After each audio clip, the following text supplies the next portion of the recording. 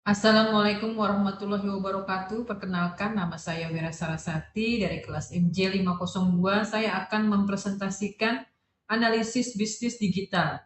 Dalam presentasi ini kita akan membahas secara mendalam tentang konsep bisnis digital, implementasinya, dan transformasi digital dengan mengambil studi kasus dari salah satu unicorn Indonesia, yaitu Tokopedia. Mari kita mulai. Apa sebenarnya yang dimaksud dengan bisnis digital? Bisnis digital adalah aktivitas komersial yang menggunakan teknologi digital sebagai medium utama dalam operasional, pemasaran, dan distribusi produk atau layanan. Berbeda dengan bisnis tradisional yang masih mengandalkan proses manual, bisnis digital memiliki beberapa karakteristik utama yang membedakannya. Pertama, bisnis digital menggunakan platform digital sebagai saluran distribusi utama. Artinya, transaksi, komunikasi, dan delivery dilakukan melalui sistem digital. Kedua, bisnis digital memanfaatkan data dan analitik untuk pengambilan keputusan. Setiap klik, setiap transaksi, setiap interaksi pelanggan menjadi data berharga untuk mengoptimalkan strategi bisnis. Ketiga, bisnis digital memiliki skalabilitas tinggi dengan biaya operasional yang efisien, tidak seperti toko fisik yang memerlukan ekspansi fisik untuk pertumbuhan. Bisnis digital dapat berkembang dengan menambah kapasitas server, dan keempat, bisnis digital dapat beroperasi tanpa batas geografis. Pelanggan dari Sabang sampai Merauke dapat mengakses layanan kapan saja di mana saja.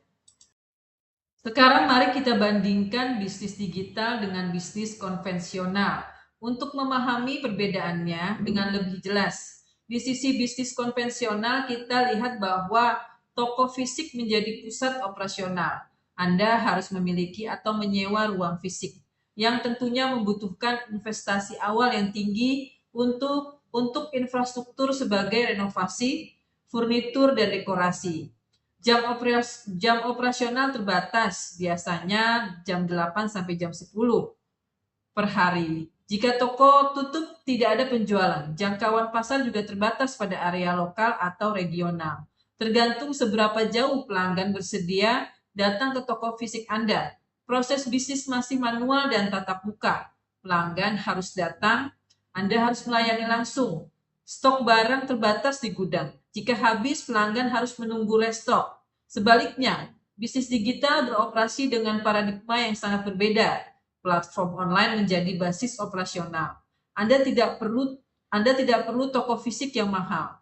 Cukup website atau aplikasi beroperasi 24/7 nonstop. Pelanggan bisa belanja jam 3 pagi sekalipun. Jangkauan pasar global dengan internet. Pelanggan dari jauh, Indonesia bahkan dunia bisa mengakses bisnis Anda. Investasi awal lebih rendah. Anda tidak perlu infrastruktur fisik yang mahal.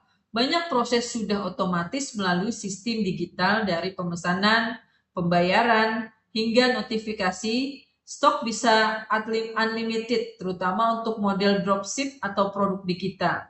Dan interaksi dengan pelanggan bisa dilakukan virtual melalui berbagai channel, chat, email, media sosial, dan sebagainya.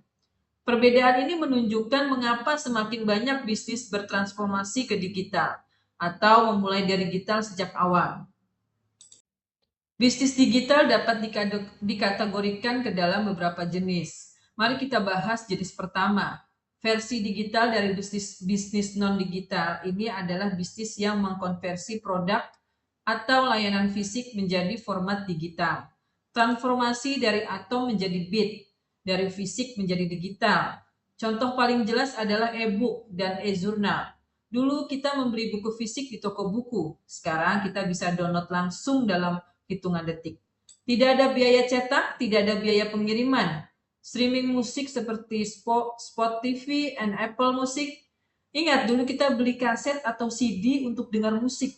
Sekarang jutaan lagu bisa diakses dengan subscription bulanan. Video on demand seperti Netflix dan Disney Plus menggantikan rental DVD atau bahkan bioskop. Kita bisa menonton ribuan film dan series kapan saja. E-learning platform seperti Coursera dan Udemy mengubah kelas fisik menjadi kelas online yang bisa diakses siapa saja dari mana saja. Bahkan digital newspaper koran cetak yang dulunya harus dikirim setiap pagi, sekarang bisa diakses real time melalui aplikasi.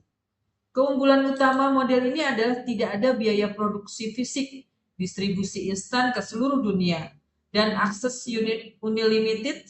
Satu file digital bisa dikopi berkali-kali tanpa degradasi kualitas. Jenis kedua adalah fasilitator digital dari bisnis non-digital. Ini adalah platform yang memfasilitasi transaksi produk atau jasa fisik menggunakan teknologi digital. Berbeda dengan jenis pertama yang mengubah produk menjadi digital.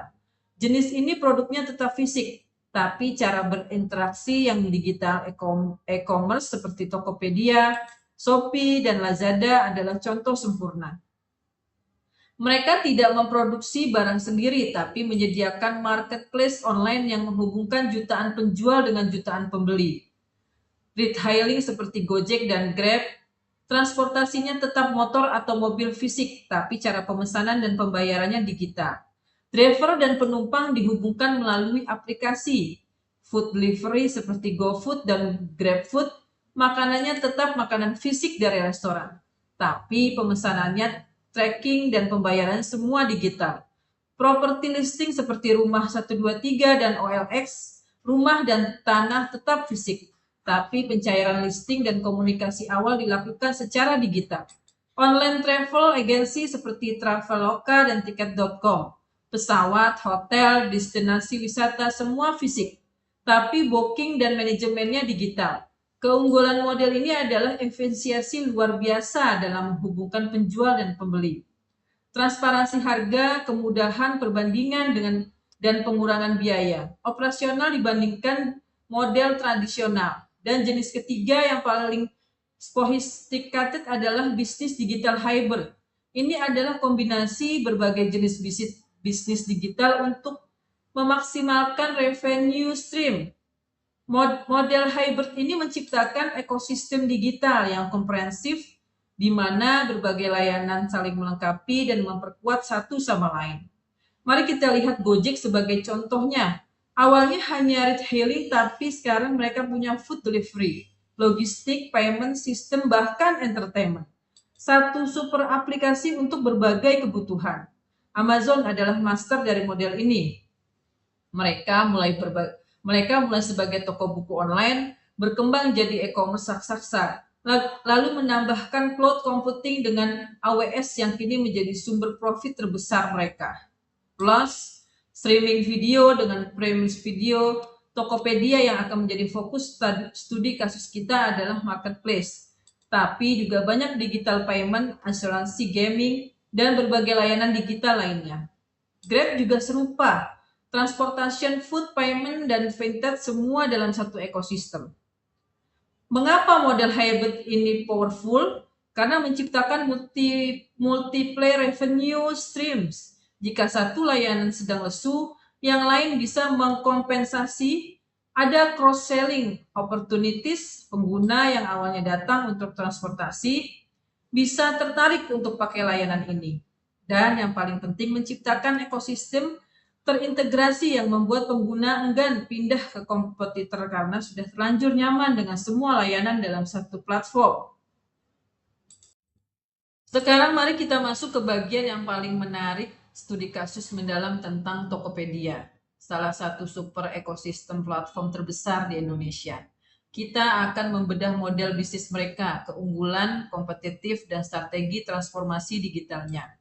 Tokopedia didirikan pada tahun 2009 oleh dua entrepreneur muda Indonesia, William Tanuwijaya dan Lontinus Alpha Edison.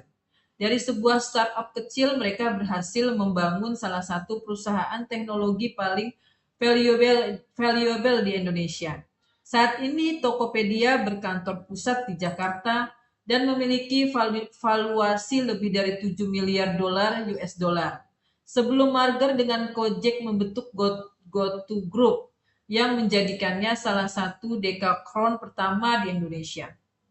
Angka-angka Tokopedia sangat impresif. Mereka memiliki lebih dari 11 juta seller atau merchant yang berjualan di platform mereka. Bayangkan, 11 juta UMKM dan bisnis yang mendapatkan akses ke pasar digital melalui Tokopedia. Ada lebih dari 300 juta SKU atau produk yang terdaftar di platform, dari fashion, elektronik, makanan, otomotif, sampai properti. Hampir semua ada. Dan setiap bulannya lebih dari 100 juta pengguna aktif mengakses Tokopedia. Itu hampir setengah populasi Indonesia.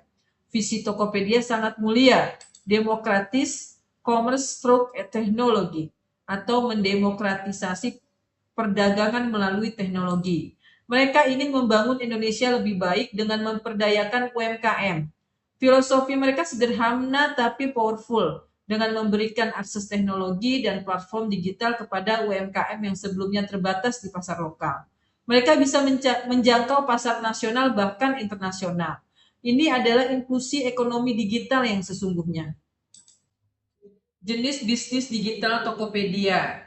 Fasilitator digital core yaitu platform marketplace C2C dan B2C yang memfasilitasi transaksi antara jutaan penjual dan pembeli di Indonesia, menyediakan infrastruktur digital untuk UMKM. Yang kedua, versi digital, menyediakan produk digital, pulsa, token listrik, tiket, event, voucher game, e-book, musik digital, dan berbagai layanan digital lainnya. Yang ketiga yaitu hybrid ecosystem, integrasi dengan berbagai layanan Tokopai, Tokocare kesehatan, mitra Tokopedia, logistik, Tokopoints, loyalty, Tokomal, premium brands. Yang keempat yaitu platform as a service, Tokopedia Seller Center, API untuk integrasi data analisis untuk merchant, marketing tool, dan fulfillment service untuk mendukung ekosistem digital. 3 keunggulan utama. Yang pertama, pasar tanpa batas, jangkauan ke 17.000 pulau Indonesia, akses melayani berbagai segmen dari Gen Z hingga baby boomers dengan multikategori produk. Yang kedua, potensi penghasilan merchant dapat menjual unlimited produk, GMF triliunan rupiah, multiplayer revenue stream dari commission, iklan, subscription, dan vintage. Yang ketiga yaitu teknologi digital, AI dan machine learning untuk personalisasi dan fraud detection, big data analisis dari 100 lebih juta users, cloud infrastruktur yang scalable, mobile teknologi dengan PWA dan offline mode. Journey transformasi Tokopedia dalam 4 fase. Fase pertama yaitu tahun 2009 sampai 2014, membangun marketplace, edukasi seller, integrasi payment gateway. Fase kedua tahun 2015 sampai 2018, ekspansi kategori, kerjasama brand, integrasi logistik. Fase ketiga tahun 2019 sampai 2021, merger dengan Gojek, integrasi financial service, social commerce.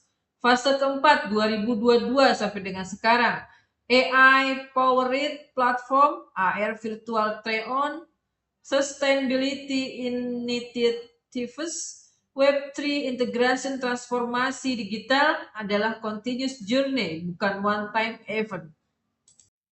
Usulan pengembangan untuk masa depan. Yang pertama, social commerce. 2.0 integrasi lebih dalam dengan sosial media, creator economy, community driven, marketplace. Yang kedua, hyper local service, someday delivery expansion, quick commerce 15-30 menit, partnership dengan warung lokal. Yang ketiga, sustainability focus, green packaging, carbon footprint, tracking, circular economy, marketplace. Yang keempat, Web3 integration, NFT marketplace, cryptocurrency payment, blockchain transparency strategis berkelanjutan, ekspansi regional ke ASEAN, vertical integration dengan own logistik, financial service deepening dengan BNPL, microlending, digital banking. Kesimpulan, yang pertama, Tokopedia sukses mengimplementasikan model bisnis digital hybrid yang menggabungkan marketplace, produk digital, dan ekosistem terintegrasi. Yang kedua, keunggulan kompetitif dicapai melalui pemanfaatan teknologi AI, big data, dan cloud. Yang ketiga, transformasi digital berkelanjutan, memungkinkan adaptasi dengan perubahan teknologi. Yang keempat, pengembangan masa depan fokus pada inovasi dan ekspansi regional. Tokopedia membuktikan bahwa bisnis digital dapat create positive impact, memperdayakan UMKM dan demokratis market access.